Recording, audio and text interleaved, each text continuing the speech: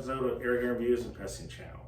Today I'm going to be installing a new mainspring and a steel dampening helical top guide and a Diana 34. This is the PG3 steel high output. Shout out to Vortek for sending me PG3 high output. Another shout out to a supporter of my channel and sponsor, High Pressure Pneumatics out of Harrison, Michigan. Tom Simmons is the owner, great guy. If you need any air gun parts, or you need accessories, or you need pellets, or you need a new gun, Tom's the man. I will have all this contact information for both Vortek as well as High Pressure Pneumatics in my description. So what I'm going to do first, we're going to remove the stock, and I will be right back and show you the next step. Okay, show you the difference here between Vortek Macari spring guide on the Macari is on the inside, which I've used this system, this spring for a long time in my 34, and it's not bad. It reduces the vibrations, twang. The Vortek has a steel one, and their guide is on the outside of the spring. So, and the bottom of the spring here, this is what they call it, HO, high output. You got these notches on the bottom guide, and you set it to whatever foot-pounds of power you're trying to get out of the gun. I crank mine up to full power, 177. If I don't like it, what I like about this guide is I can always turn it back down to the standard FAC foot power, FAC full power version, down to the normal foot-pounds. But this one's cranked up a little more, so we're gonna see how that works. But before I put the spring in the cylinder, I'm going to go ahead and add some grease to the mainspring.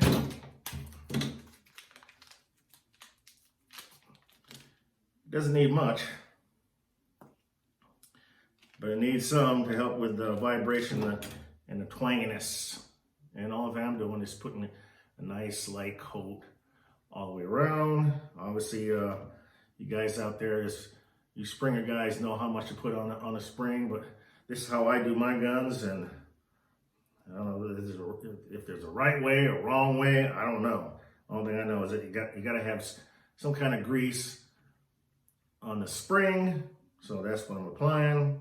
This is Vortek special grease that they use on their springs, so it's included in the kit. I'm going to use it. I've had good luck with this grease and the other kits that I've gotten from Vortek. So I might as well continue using the grease.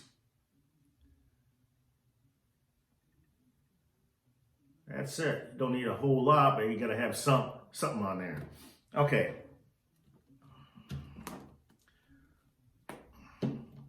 Now that that's done, this goes in like so. And now we're ready to compress everything and get the gun put back together. Now I'm assembling the trigger assembly.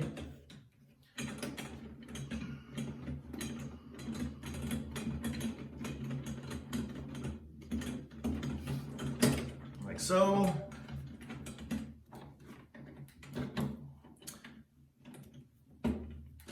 Don't want to bore you when I put the 2 pins back in 2 pins back in. So I'm going to shut it off for now and be right back. Okay, I went ahead and removed the barrel from the main action here.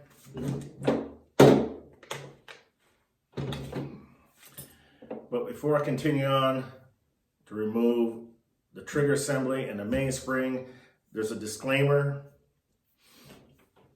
If you do not know how to work on these guns, don't.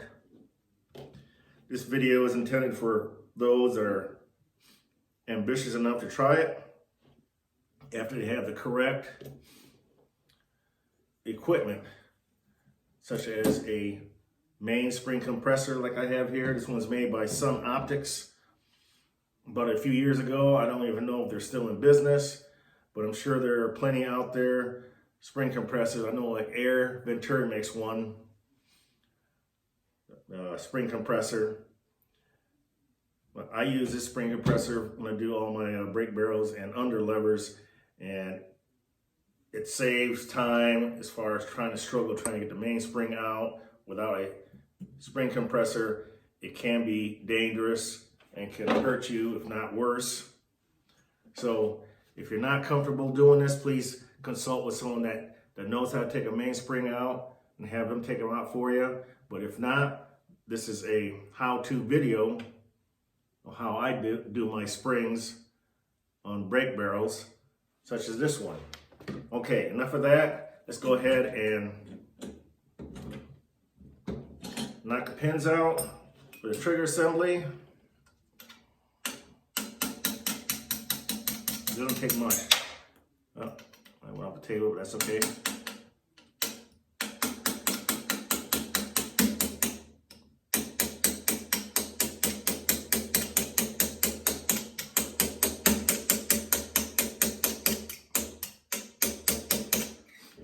And we just about got it.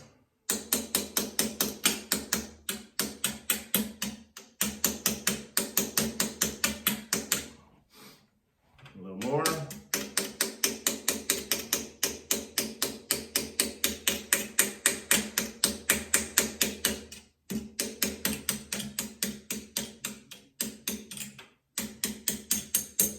Okay.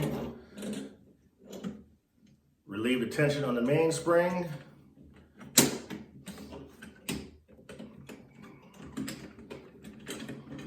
Like that. Here's your trigger assembly. The mainspring. This is a Macari that I just put up in the bag, 12-pound spring. Save it for future. If I decide to get another RWS, pull the piston out. Okay, there you have it. Now, gonna put a new seal on, piston seal. That came with a kit. Since this one's a stock one, pop this off.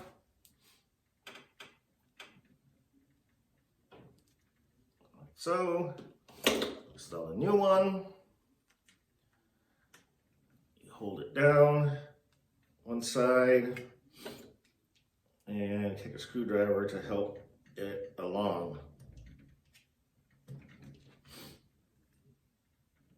You'll be able to tell if it's going on for you.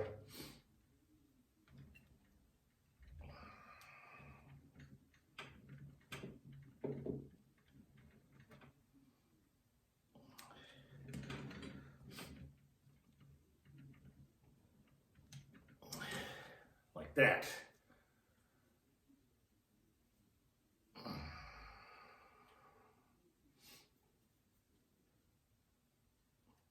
Okay, reassemble it. I'm not going to even bother putting any lubricant because this is self-lubing type of seal, so it doesn't need any special lubricant in there. We just stick it back inside, like so. Carefully working it in into the cylinder. Keep pushing through.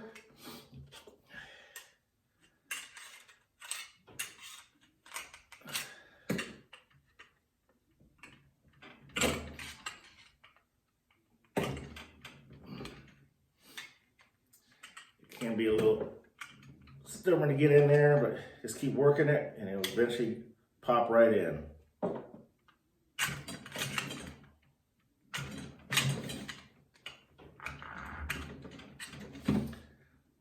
Like so.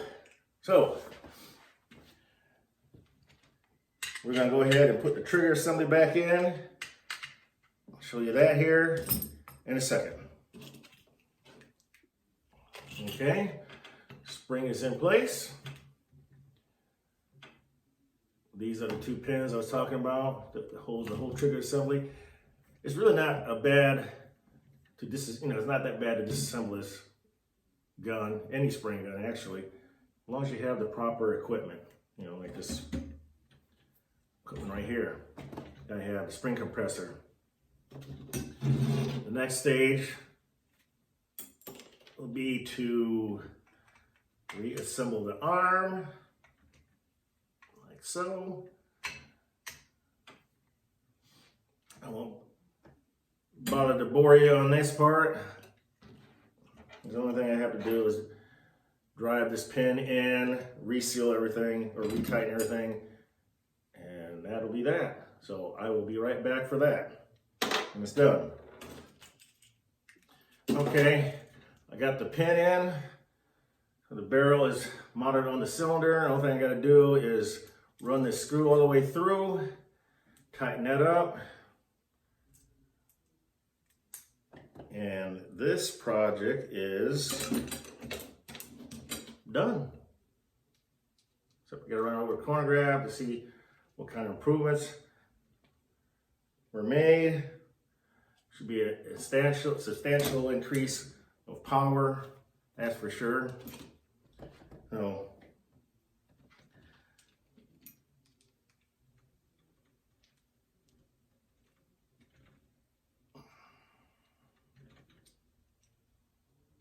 that is that. Okay. So see you in a few minutes while I get this mounted back in the stock, and then we're going to run over the crony.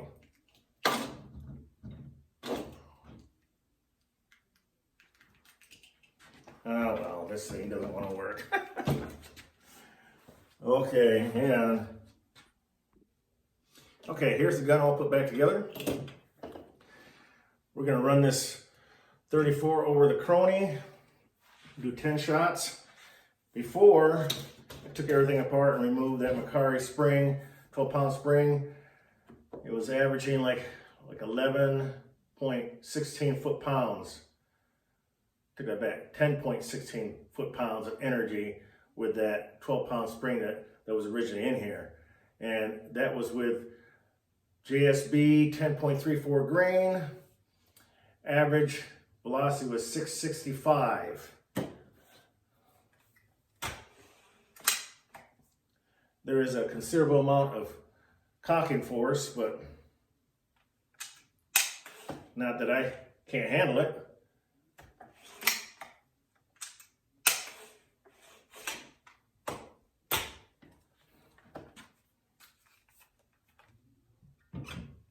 There's the gun, ready for velocity testing and accuracy testing, but I'm not going to do that in this review.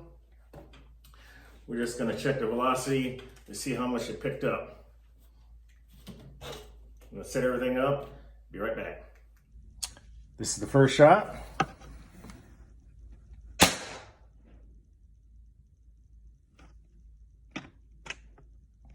That was 785.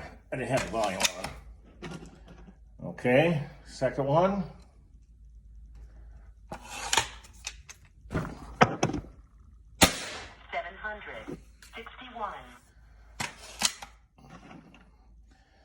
And of course, as the spring wears in, it's going to have different readings until it breaks in. 789.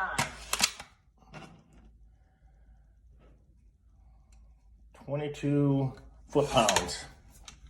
785.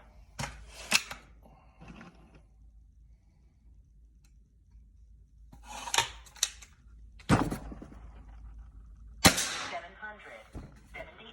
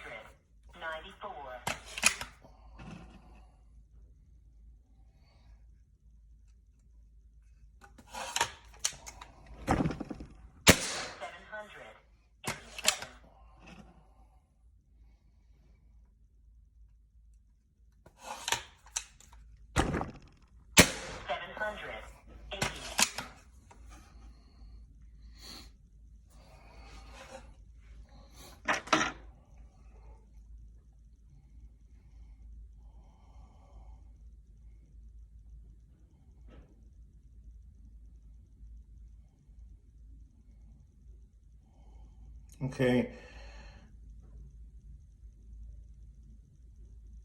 I'm gonna do one more because that one that was 761, I don't know what happened there, so I'm gonna redo it.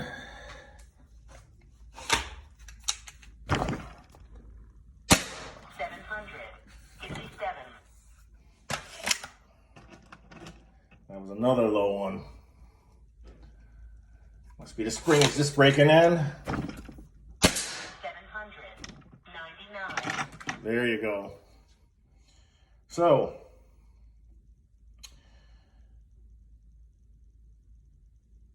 gotta do one more.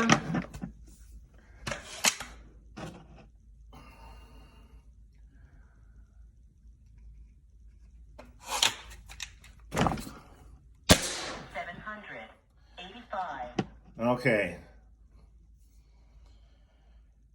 All right. 10 shots.